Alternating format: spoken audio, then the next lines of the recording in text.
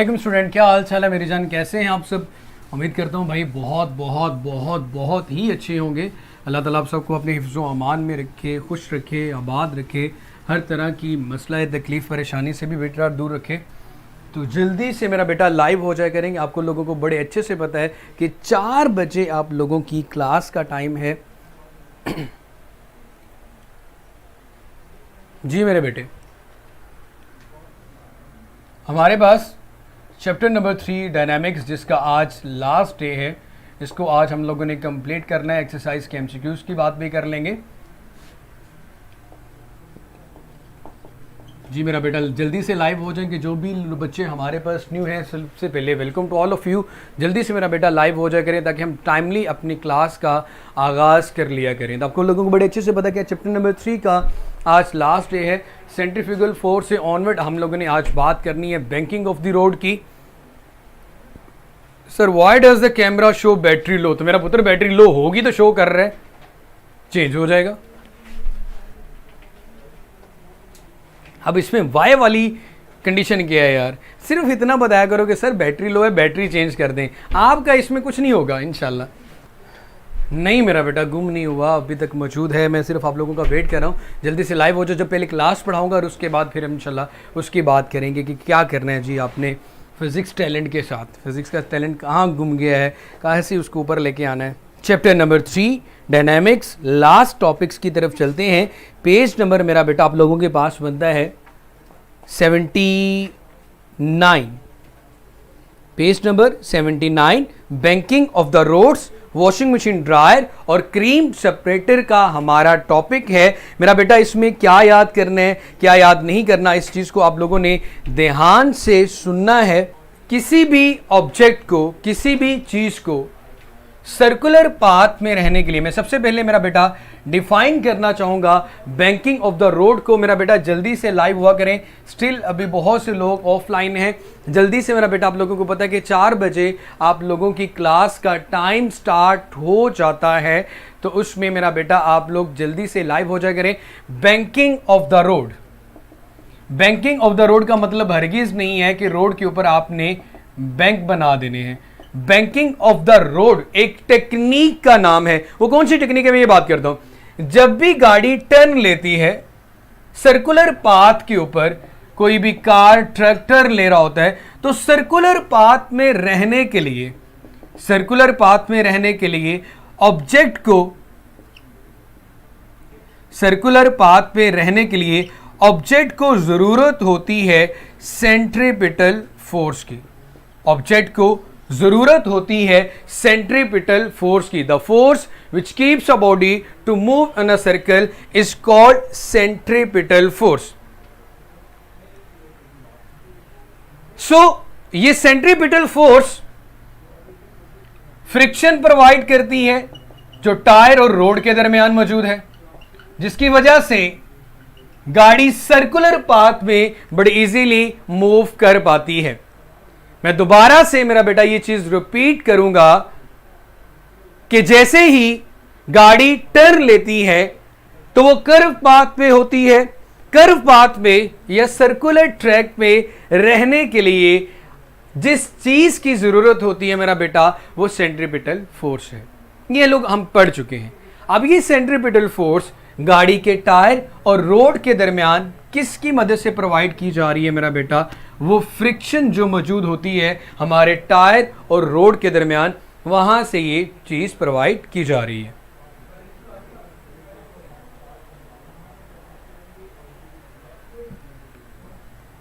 Between tyre and road. अब मेरा बेटा अगर ये फ्रिक्शन कम हो, जैसे कि आप लोगों ने देखा होता है टर्न पे अगर गाड़ी के फिसलने के, स्किडिंग के चांसेस ज्यादा होते हैं। गाड़ी जब तेजी से आप टर्न ले रहे होते हो उस वक्त स्किडिंग के चांसेस ज्यादा होते हैं, गाड़ी के फिसलने के चांसेस ज्यादा होते हैं। तो स्किडिंग के चांसेस को कम करने के लिए हम क्या करते हैं?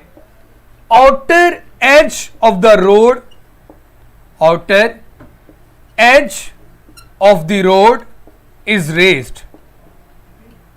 Outer edge of the road is raised outer edge of the road को रेज किया जाता है, थोड़ा सा ऊपर उठा दिया जाता है।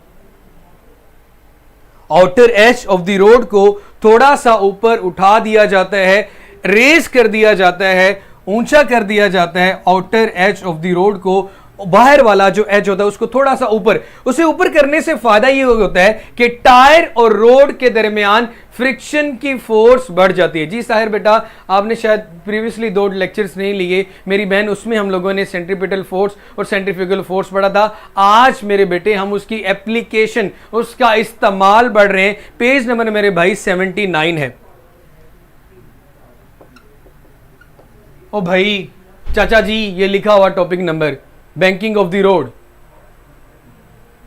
क्लास में आते सबसे पहले पेज नंबर बताया जाता है। माशाल्लाह इतने मम्मी डैडी और बर्गर बच्चे हैं हमारे कि इतना भी नहीं पता होता कि क्लास कौन सी है, किस पेज पे पढ़ा था।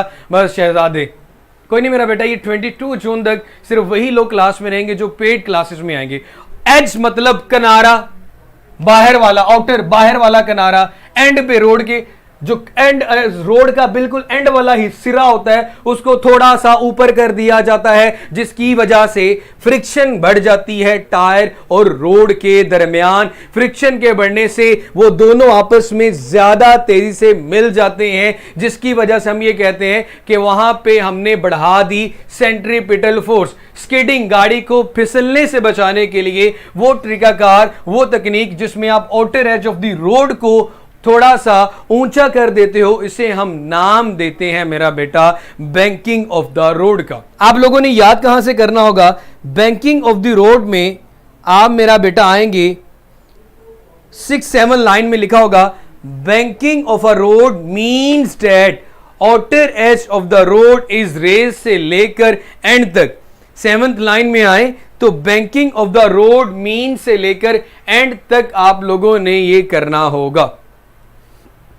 जी वालेकुम सलाम मेरा बेटा, जल्दी से लाइव हुआ करें। बहुत से लोग बहुत लेट लाइव होते हैं और आते फिर क्वेश्चन ही होता है सर व्हाट इज दिस।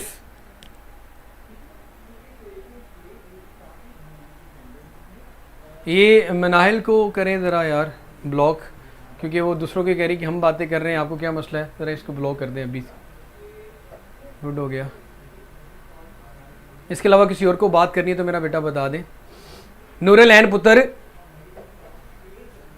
मोड़ देखिए सड़क के ऊपर मोड़, उस मोड़ को थोड़ा सा ऊंचा बना देना ताकि गाड़ी फिसले ना, उसे हम नाम देते हैं बैंकिंग ऑफ द रोड का। इर्दा बेटा किसी को कुछ बोलने की जरूरत नहीं है, सिर्फ और सिर्फ खामोश रहना होता है ड्यूरिंग द होल लेक्चर। सो ये था banking of the road. 7th line से मैंने बोला है, ये शॉर्ट क्वेश्चन है, आप लोगों ने याद करना है कि banking of the road means that outer edge of the road is raised. यहां से लेकर एंड तक आपने करना होगा।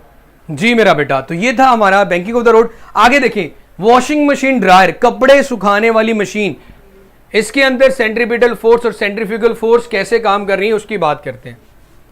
ड्रायर बहुत आसान सा कॉन्सेप्ट है, हमें सिर्फ यहां पे प्रिंसिपल की बात करनी होती है कि किस असूल के तहत, किस प्रिंसिपल के होता है, या फिजिक्स यहां पे क्या इस्तेमाल की जा रही है कपड़े सुखाने में। मेरा बेटा ये आपके पास एक परफोरेटेड सिलेंडर होता है, परफोरेटेड बास्केट स्पिनर कह सकते हो।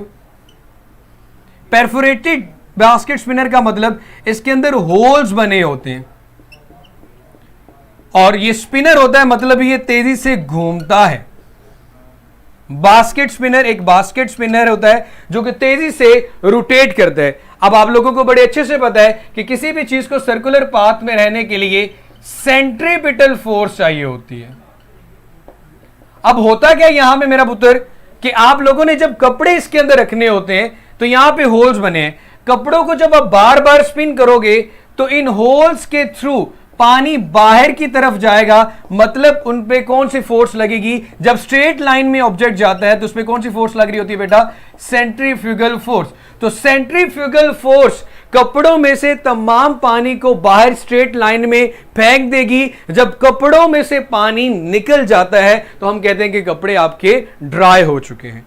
कपड़े क्या हो चुके हैं मेरा बेटा? आपके पास ड्राई हो गए। और dry washing machine has perforated wall, ये पूरे का पूरा ऐसे ही याद करना है।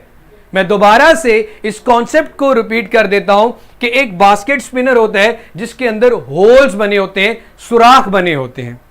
अब ये जो सुराख होते हैं मेरा बेटा आपके पास, इन होल्स में जब ये तेजी से रोटेट करते हैं, जब ये तेजी से घूमते हैं, तो उनके घूमने से क्या होता है कि जिस कपड़ों को तो सेंट्रीपिटल फोर्स मिल ही रही है, वो रोटेट कर रहे हैं, लेकिन होल्स में फोर्स लगने की वजह से पानी के ड्रॉपलेट्स स्ट्रेट लाइन में बाहर की तरफ जाते हैं, जिसकी वजह से आप ये कहते हो कि यहां पे उनके ऊपर सेंट्रीफ्यूगल फोर्स लगती है। जब ऑब्जेक्ट सर्कुलर पाथ में नहीं बल्कि स्ट्रेट लाइन में मूव करना शुरू कर दे, तो हम कहते हैं कि उसमें सेंट्रीफ्यूगल फोर्स लग रही है। The reaction of the centripetal force is called centrifugal force, जिसकी वजह से आपके कपड़े क्या हो जाते हैं मेरा बेटा, ड्राई हो जाते हैं।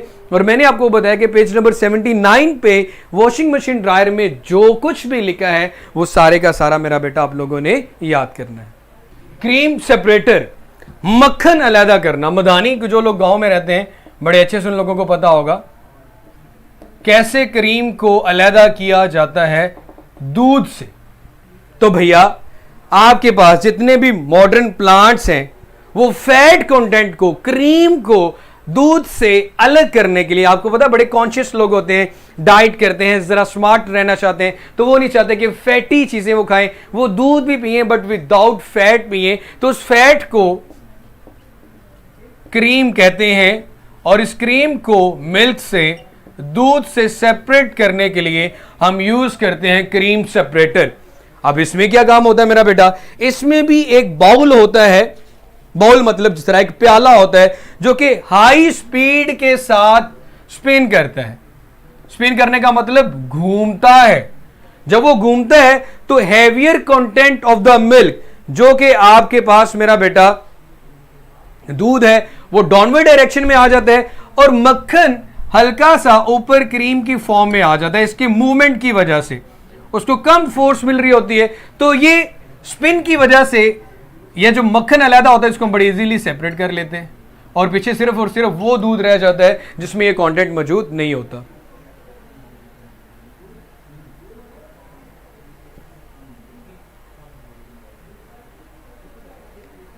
So skim milk which is denser than cream is collected at the outer wall of the bowl. The lighter part is cream pushed toward the center from it is collected through the pipe. तो मेरा बेटा skim milk जिसे आप लस्सी भी कह सकते हो भाई, तो भाई ये जो skim milk होता है ये अलहदा हो जाता है और आपका मक्खन अलहदा हो जाता है। उसके स्पिनिंग, अभी वो मोशन जब वो मूव करेगा मेरा बेटा, उसकी मूवमेंट की वजह से आपने कभी नोट किया है कि वो सेंटर में एक होल सा बन रहा होता है। वो सेंटर में होल की वजह की ये रीजन है कि वो हैवियर कंटेंट को नीचे ले जाता है और लाइटर कंटेंट स्पिनिंग की वजह से ऊपर आ जाता है, मक्खन ऊपर आ जाता है। तो मेरा बेटा इस तरह हम उसको सेपरेट कर लेते हैं क्रीम को। और अब इसमें मेरा बेटा कुछ खास याद करने वाली बात नहीं, इसमें मेरा बेटा आपने सिर्फ और सिर्फ पेज नंबर 79 पे लास्ट में जो लाइन लिखी हुई है, a separator is a high speed spinner, it act on the same principle of centrifugal machine, जैसे कि सेंट्रीफ्यूगल मशीन काम कर रही थी। The bowl spin at a very high speed, causing the heavier content milk to move outward in the bowl, pushing the lighter content inward toward the spinning axis. यहां तक spinning axis तक आप लोगों ने याद करना है। क्वेश्चन शॉर्ट में पूछा जाएगा what is cream separator, cream separator क्या चीज होती है, ये कमेंट सामने करना यार। मसला 88 लोग तक हमारे पास लाइव हो चुके हैं जी। इट इज इजी, चले मेरा बेटा बहुत अच्छी बात है कि इजी है। लास्ट कमेंट इसको क्लिक कर दो जी। मेरा बेटा टेस्ट होने हैं और एक चीज मैं आप लोगों से हमेशा इस बात का कहता हूं कि लेक्चर के एंड पे मेरा बेटा आपको लेक्चर कैसा लगा तो उस लेक्चर का फीडबैक जरूर सबमिट करवाया करें। चले मेरा बेटा ज़्यादा बातों को दिल पे नहीं लेना, अभी इस चीज़ के बारे में डिसीजन चल रहा है कि कब से आपकी क्लासेस पेड होंगी और कितनी होंगी, और अल्लाह ताला आपके हक़ में बेहतर करे। जो भी फ़ैसला हो अच्छा फ़ैसला हो, खुश रहो, जीते रहो, आबाद रहो। और अभी स्टिल आप कोई क्वेश्चन पूछना चाहते हैं मेरा बेटा तो आप लोग पूछ सकते हैं। आपका लेक्चर के बारे में किसी भी किस्म का कोई सवाल है जो आप लोगों को कन्फ्यूज़ कर रहे हैं तो मेरा बेटा पूछ सकते हैं। सर इतना थोड़ा time they couldn't even solve all the questions. हो क्या हो गया मेरा बेटा, कोई बात नहीं, शायद आपके सामने शो ही लेट हुआ हो तो अपना पेज रिफ्रेश रखा करें मेरा बेटा।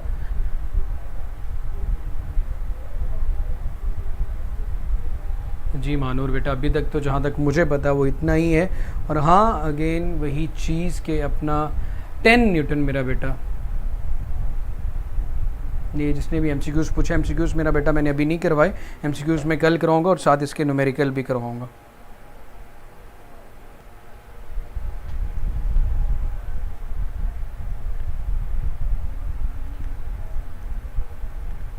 अच्छा, सेकंड एमसीक्यूज़ रोहदत, जज़ाकल्लाह मेरा बेटा, बहुत शुक्रिया। आप लोगों का भी शुक्रिया कि आप लोग हमसे पढ़ते हैं। और अपना अगेन मैं वही बात कहूँगा मेरा बेटा, लेक्चर के एंड पे अपना लेक्चर का फीडबैक भी ज़रूर दिया करें। खुश रहें, जीते रहें, आबाद रहें, अपना बहुत सारा सा ख्याल रखिएगा और मुझे भी अपनी दुआ में ज़रूर याद रखिएगा। और मेरे ख्याल में आज के लिए इतना ही काफ़ी है। अल्लाह हाफिज़।